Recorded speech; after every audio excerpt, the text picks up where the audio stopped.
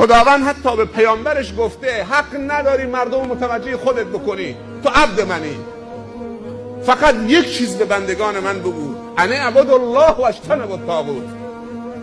نه اینکه از خودت یه خدایی درست بکنید. ولی خیلی از ماها و امثال ماها مردم رو وابسته به خودمون میکنیم. به جایی که بگیم بالا، یک تقدسگرایی ایجاد کردیم کاذب که زیرش خالی است. اگه دستمون نبوسیدن ناراحت میشیم، اگه خم نشدن ناراحت میشیم، اگه پیشانیمون نبوسیدن ناراحت میشیم، اگه القاب بهمون ندادن ناراحت میشیم. جایگاه ها رو جابجا کردیم. بالاترین درجه‌ای که خدا به یک انسان داده این که پذیرفته که تو عبد منی. هر کسی خدا لقب عبدش داد، این بالاترین تاج در دنیاست.